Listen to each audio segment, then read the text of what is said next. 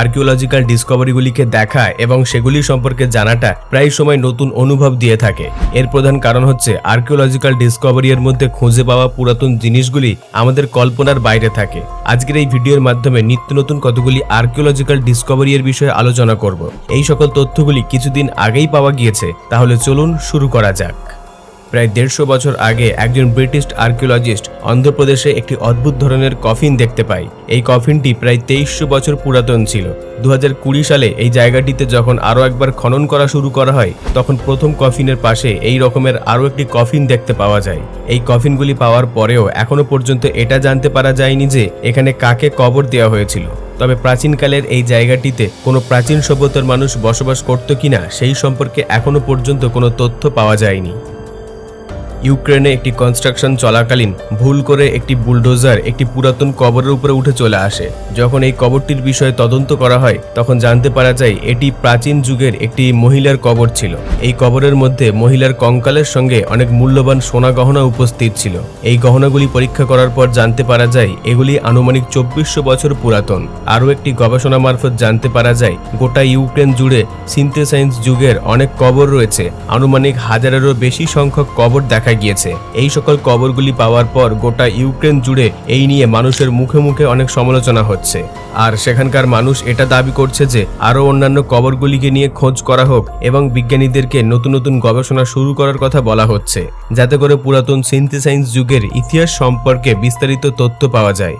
অপর পাশে কিছু মানুষ চাইছে এই কবরগুলিকে ভালো করে যেন দেখাশোনা করা হয়, অর্থাৎ এই সকল মানুষগুলি চাইছে এই কবরগুলি নিয়ে কোনো রকমের তদন্ত বা গবেষণা যেন না করা হয়। তবে এই বিষয়ে এখনো পর্যন্ত সরকারের তরফ থেকে কোনো রকমের কোনো সিদ্ধান্ত দেওয়া হয়নি। পরবর্তীতে কোনো তথ্য পাওয়া গেলে আপনাদেরকে আপডেট দেওয়া হবে। এপ্রিল 2021 সালে সুদানের সাহারা মরুভূমির পাশে একটি সোনার খনির পার্শ্ববর্তী এলাকায় রিসার্চ করার সময় আর্কিওলজিস্টদের টিম মেম্বাররা পাথরের তৈরি অনেক ছোট ছোট টুলস দেখতে পায়। এই পাথরগুলিকে নিয়ে রিসার্চ করার পর জানতে পারা যায় এই পাথরগুলি 7000 থেকে প্রায় 1 লক্ষ বছর পুরাতন হতে পারে। এই তথ্যগুলি সামনে আসার পর বিজ্ঞানীদের জন্য এটি আরও একটি মাথা ব্যথার কারণ হয়ে দাঁড়ায়। তার কারণ হচ্ছে এই পাথরগুলি যে সময় তৈরি করা হয়েছে সেই সময়কার মানুষের কোনো অস্তিত্ব সুদানের সেই সোনার খনির আশেপাশে দেখতে পাওয়া যায়নি। তবে পাথরের তৈরি এই জিনিসগুলি কে ব্যবহার করত বা অতীতে কারা তৈরি করেছিল এই সম্পর্কেও কোনো তথ্য পাওয়া যায়নি। এটা সম্পূর্ণ রহস্য হয়ে রয়েছে। তবে এই ধরনের কিছু পাথরের আকৃতি দক্ষিণ আফ্রিকাতেও পাওয়া গিয়েছিল। তবে বিজ্ঞানীরা এটা খুঁজে পাচ্ছে না যে যে জিনিসটা দক্ষিণ আফ্রিকাতে পাওয়া গিয়েছে সেই একই জিনিস সুদানে কিভাবে আসলো। মেক্সিকোর শহরে খুবই প্রাচীন এবং রহস্যময় গুহা রয়েছে। এই গুহার মধ্যে রহস্যময় জিনিস হলো এখানে চারিদিকে হাতের ছাপ রয়েছে।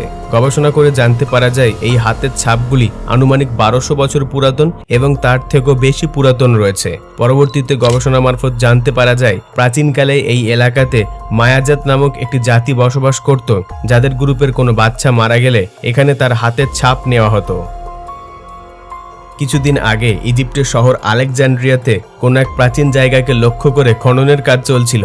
এরপর খননকারী টিম মেম্বাররা একটি বড় পাথরের কফিন দেখতে পায়। এই কফিনটি লম্বায় 8 ফুট, চওড়ায় 4 ফুট এবং গভীরতায় 6 ফুট ছিল। এই পাথরের কফিনটি যখন খোলা হয় তখন এর মধ্যে কিছু কঙ্কাল দেখতে পাওয়া যায়। এই কঙ্কালগুলিকে নিয়ে যখন পরীক্ষা করা হয় তখন জানতে পারা যায় এর মধ্যে 3টি আলাদা আলাদা পুরুষের কঙ্কাল রয়েছে। তবে এখানে একটা জিনিস এখনো পর্যন্ত রহস্যময় হয়ে রয়েছে যে এই কফিনের মধ্যে 3টি পুরুষকে একসঙ্গে কেন দাফন করা হয়েছিল। সাইডেনিয়া ইউরোপের এমন একটি শহর যার সম্পর্কে বলা হয় এখানে যে সকল মূল্যবান প্রাচীন জিনিস রয়েছে সেটা গোটা ইউরোপ জুড়ে আর কোথাও দেখতে পাওয়া যাবে না। এখানে 2021 সালের শুরুর দিকে একটি রিসার্চ ওয়ার্ক করা হয়েছিল, যার ফলে জানতে পারা যায় এই ঘরগুলি প্রায় 4000 বছর পুরাতন। মাটির নিচে এই ঘরগুলি এতটা নিখুঁতভাবে তৈরি করা হয়েছে যেটা দেখে প্রত্যেকটি মানুষ চিন্তায় পড়ে যায়। কোনো রকমের আধুনিক মেশিনপত্র না থাকা সত্ত্বেও এতটা নিখুঁতভাবে এই ঘরগুলি কিভাবে তৈরি করা হয়েছিল। 1000 বছর পুরাতন হওয়ার পরেও এই ঘরগুলি এখনো পর্যন্ত ভালো কন্ডিশনে রয়েছে। এই ঘরগুলিকে প্রথমবার দেখে মনে হবে এগুলি হয়তো কিছুদিন আগেই তৈরি করা হয়েছে।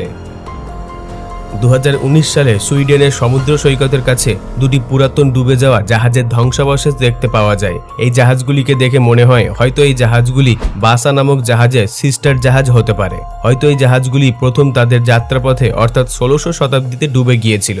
হয়তো এই জাহাজগুলি তাদের প্রথম যাত্রাপথে অর্থাৎ 1600 শতাব্দীতে ডুবে গিয়েছিল। তবে এই জাহাজ দুটিকে নিয়ে যখন আরো গভীরে রিসার্চ করা শুরু করা হয় তখন জানতে পারা যায় এই জাহাজের অবশেষ অ্যাপেলো অর্থাৎ মারিয়া নামক জাহাজের অবশেষ ছিল। আর এই জাহাজটি 1648 সালে তৈরি করা হয়েছিল।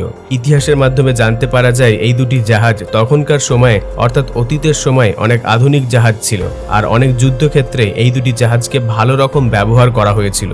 পরবর্তীতে আরও জানতে পারা যায় কোনো গোপন কারণের জন্য 1670-এর আশেপাশে এই দুটি জাহাজকে ইচ্ছাকৃতভাবে ডুবিয়ে দেওয়া হয়েছিল। আর সময়ের সাথে সাথে প্রাচীন মানুষ ভুলতে শুরু করে এই দুটি জাহাজকে কোথায় ডোবানো হয়েছিল।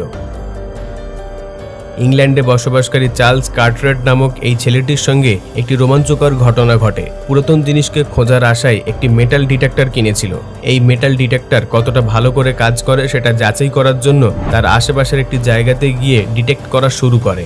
এই মেটাল ডিটেক্টর অন করে যখন তার আশেপাশের জায়গাগুলিতে ডিটেক্ট করতে শুরু করে তখন তার মধ্যে সিগন্যাল দেখতে পাওয়া যায়। প্রথম দিকে তিনি ভাবতে শুরু করেন হয়তো ওই মেশিনটি খারাপ হয়ে গিয়েছে।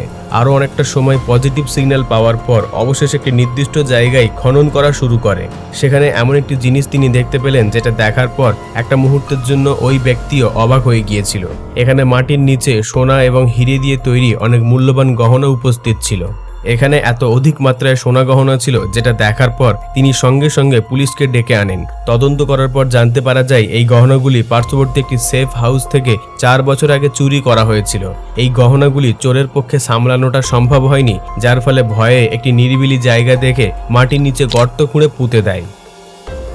রোমান এম্পায়ারের সময়কালে ব্রাজিলের কিছু অংশে জলের সংকট দেখতে পাওয়া যেত, যার ফলে সেই সময়কার মানুষরা একটা শহর থেকে অন্য শহরে জল পৌঁছে দেওয়ার কাজ করত।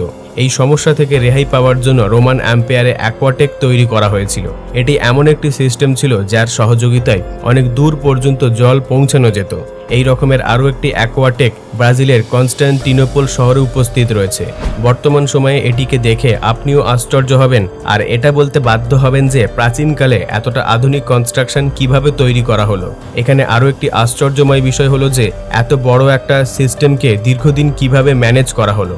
এই কনস্ট্রাকশনের গোপন তথ্যগুলিকে জানার জন্য ব্রাজিলের একজন বিজ্ঞানী এ বিষয়ে তথ্য সংগ্রহ করা শুরু করে। পরবর্তীতে জানতে পারা যায় এই কনস্ট্রাকশনগুলিকে মেনটেন করার জন্য বা দেখাশোনা করার জন্য প্রাচীনকালে প্রায় 100 জনের মতো মানুষকে নিযুক্ত করা হয়েছিল।